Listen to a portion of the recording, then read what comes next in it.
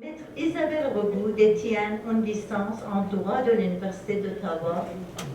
Elle est en pratique privée depuis 1999, exerçant plus particulièrement en droit des affaires, droit d'auteur et droit de divertissement. Maître Rebout offre son expertise auprès de plusieurs institutions culturelles en donnant des ateliers spécialisés en droit d'auteur. Le Centre d'artistes voix visuelle lui reconnaît l'enregistrement de la galerie ainsi que la rédaction des statuts et règlements. Elle a fait toutes les démarches concernant la demande d'enregistrement de voix visuelle comme organisme de bienfaisance ainsi que celle de la création d'un fonds de dotation de la Fondation franco-ontarienne. Elle est présidente de Voix visuelle depuis juin 2011. Isabelle.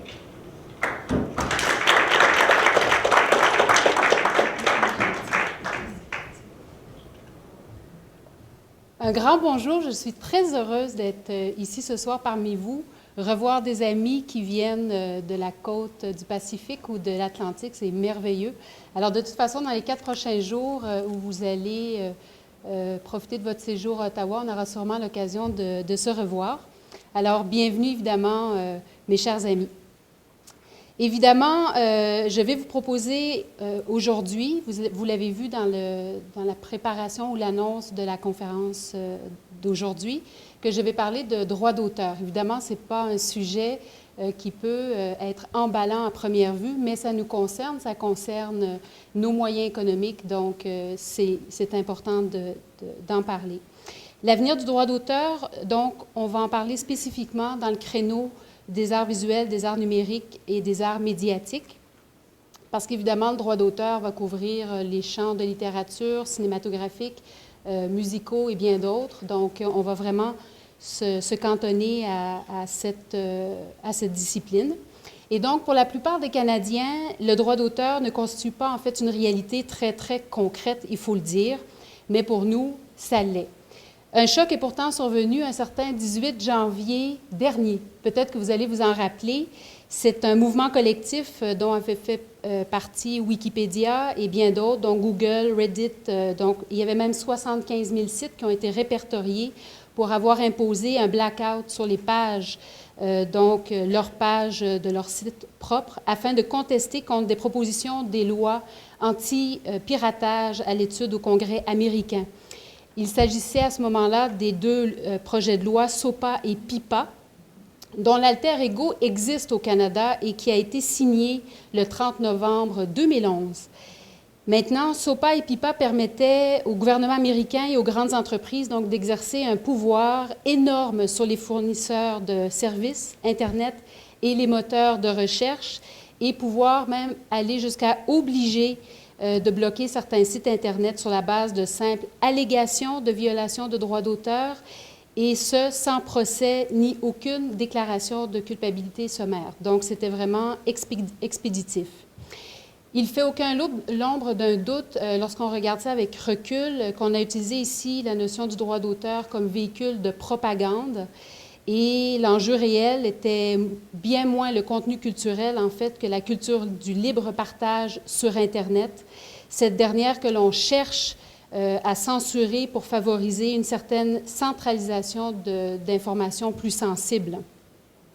L'environnement Internet a favorisé la naissance, effectivement, de groupes qui promeuvent l'innovation, la création de contenu et la libre expression en ligne. Le open source, comme on connaît, a permis la révolution numérique et a même donné le souffle à certains endroits du monde vers une démocratie, je dirais, au départ électronique. C'est là un berceau de sentinelles qui vont assurer dans le futur aussi une survie à l'Internet libre. Mais nous, dans le milieu des arts visuels, on est, je dirais, à minuit moins 1 pour élaborer et se positionner de façon stratégique et présenter des solutions viables aux difficultés d'application du droit d'auteur, et ce, à l'ère numérique. J'aimerais vous partager ici avec vous certaines de mes réflexions, mais aussi des idées novatrices que j'ai tirées lors de mes lectures, je dirais même nocturnes, Et c'est une bibliographie que je mets à votre disposition si vous avez intérêt à en lire davantage.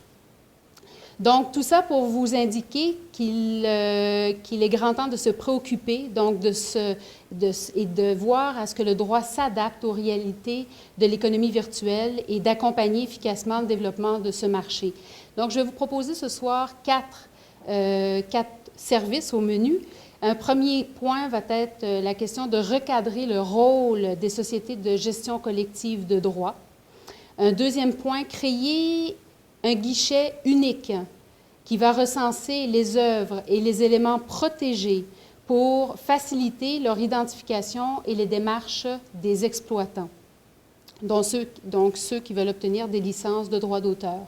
Un troisième point, on va parler et envisager l'obtention des fournisseurs Internet et des télédiffuseurs d'une contribution en argent sonnant. Donc, comment on pourrait approcher cette question-là. Et un dernier point, élargir juridiquement le champ d'application du droit d'auteur, c'est possible. Le CARFAC, le RAV ont déjà entamé une longue série de communiqués de presse à cet effet-là. Alors, si vous voulez bien, on va se mettre à table et commencer avec le point suivant. Au premier chef, on observe une grande méconnaissance généralisée de la loi sur le droit d'auteur. Il y a une appréhension face aux étapes à suivre pour partager ces ressources au premier abord, mais il existe aussi l'impression erronée, très tenace, que tout ce qui est facilement accessible grâce à la technologie est automatiquement libre de droit, ce qui est faux. 88 ans se sont écoulés depuis la création de la loi sur le droit d'auteur au Canada. Or, cette période a été marquée par l'apparition de la radio, la télévision, les photocopieurs, les ordinateurs, les satellites, le système de mise en mémoire et de récupération de l'information, de l'Internet, il va sans dire, et ces pratiques comme les P2P, donc peer-to-peer, et on parle d'ailleurs à ce niveau-là de la nouvelle génération qui préserve l'anonymat de l'internaute, du streaming. Donc, s'il y a des termes que vous ne comprenez pas, on pourra en reparler même durant la période des questions. Le téléchargement direct via des hébergeurs de fichiers en ligne qui tous utilisent largement la propriété intellectuelle.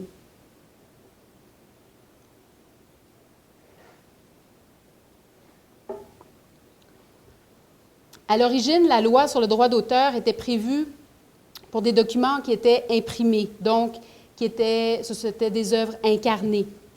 On parle d'ailleurs encore dans la loi de la nécessité de fixer l'œuvre, et ce sur un support matériel. Mais pour remédier à cette anomalie, on a étendu finalement cette définition de fixer l'œuvre pour couvrir l'œuvre intangible. Et c'est là où on peut voir parfois certaines distorsions. Notre loi sur le droit d'auteur concerne donc autant une œuvre fixée sur un support conventionnel, un livre, un phonogramme, une vidéocassette, par exemple, qu'à une œuvre fixée sur un support numérique, on va parler de CD-ROM, disquette, disque dur et autres, ou même encore celle accessible directement sur l'autoroute électronique, donc dans le réseau Internet. Je vous dirais, non, il n'y a pas de vide juridique, mais par contre, il y a un grand vide philosophique dans l'approche au niveau du droit d'auteur et lorsqu'on tombe dans l'ère numérique. Le monde matériel et le monde virtuel n'obéissent pas aux mêmes lois de fonctionnement. Si dans le marché traditionnel de l'art, la politique de rareté, comme on l'a vu dans la première présentation, donc que la politique de rareté peut paraître avantageuse, donc une œuvre unique, il n'en va pas de même dans l'ère numérique. Donc, dans le monde de la diffusion virtuelle, c'est vraiment le domaine de la multiplicité. Il est nécessaire d'utiliser les nouvelles technologies de l'information dans un sens conforme à leur vocation, qui est finalement d'accélérer la circulation des idées. Bill Gates, d'ailleurs, avait souligné en s'adressant à des chefs d'entreprise, le flux informationnel est d'ailleurs la force vitale de ces nouvelles entreprises. Les sociétés de gestion de droits d'auteur, c'est quoi? On va en parler.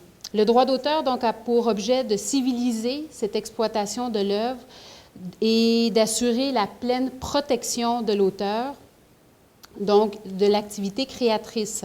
Le fait que les œuvres accompagnent, et donc on va commencer par les pages web notamment, puissent faire à tout moment l'objet de modifications sur les réseaux numériques, n'affecte pas nécessairement la possibilité d'une protection par le droit d'auteur, mais il en résulte évidemment de grandes difficultés quant à la preuve de paternité. Il faudra aussi regarder l'esprit de culture grandissante du remixage, qu'on appelle aussi en anglais remixes and mashups, donc qui devient vraiment largement répandu. Et j'aimerais vous inviter à l'occasion à consulter le site Internet de Claudio Marzano, qui travaille à la Banque d'œuvres d'art du Canada et qui a vraiment fait une étude approfondie sur le domaine.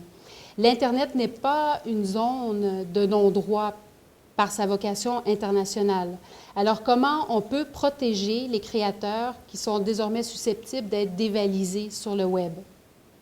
L'expérience a démontré par le passé l'utilité des sociétés de gestion de droits d'auteur, notamment lorsqu'il est impossible de traiter directement avec les utilisateurs. Donc, c'était le cas pour la musique différée, diffusée sur des stations de radio. C'est le cas aujourd'hui pour les usagers du Web. Ces sociétés de gestion collective sont à la fois des organismes de défense, donc vos organismes de défense, mais aussi des organismes de perception et de répartition des droits d'auteur et droits voisins, donc droits connexes. La plupart des sociétés de gestion collective ont été créées de manière pragmatique, donc au fur et à mesure du développement des techniques d'exploitation des œuvres. Cette construction qui a été progressive a par contre en même temps généré une certaine complexité et qui arrive à aujourd'hui un certain niveau d'étranglement. Donc on peut aujourd'hui au Canada recenser environ une trentaine de sociétés de gestion de droits collectifs. Dans un cadre où les investissements de la technique deviennent de plus en plus conséquents et la concurrence de plus en plus acharnée, les utilisateurs-acheteurs exigeront encore une réponse à leur éventuelle interrogation sur les droits, la disponibilité des œuvres la plus efficace et donc la plus rapide. Dans les faits, les difficultés réelles ont été exposées notamment par des praticiens du secteur de la production multimédia qui ont recours à la base à plusieurs œuvres. Donc, il est nécessaire d'avoir recours à plusieurs œuvres et donc ils doivent faire leurs recherches en conséquence. Donc, on voit d'une part, lors de ces témoignages, ils font part de leur parcours de combattants pour obtenir ces licences. Donc, les recherches d'ayants droit sont devenues de plus en plus complexes compte tenu de l'organigramme plus important au niveau des sociétés de gestion collective de droit. Pourtant, on aurait avantage à faciliter les démarches des utilisateurs en simplifiant ces structures et ces structures de gestion collective. Modifier la gestion collective dans un sens positif va toucher deux aspects. Une première part sur l'organisation et deux sur l'organigramme, donc réduire le nombre de sociétés. Mais on va s'arrêter au premier. L'État a bien sûr un rôle crucial à jouer dans le regroupement stratégique des sociétés de gestion de droits d'auteur afin d'optimiser le système actuel qu'on a, mais instaurer à l'échelle pan-canadienne un modèle économique cohérent de gestion collective de droits d'auteur qui serait minimal, systématique et général. Donc, c'est doux à l'oreille d'entendre qu'il y aurait un système qui accorderait systématiquement des droits minimaux lors de l'utilisation d'une œuvre, donc sans négociation préalable. Vous savez, la documentation sur les œuvres et les auteurs étant une clé de voûte de la mission de perception et de répartition des droits de ces sociétés, elles ont effectivement avantage à centraliser ces informations. Alors que la technologie va plus vite, il devient impensable en matière de gestion collective de droits que chaque société prise isolément ne puisse pas fournir toutes les informations.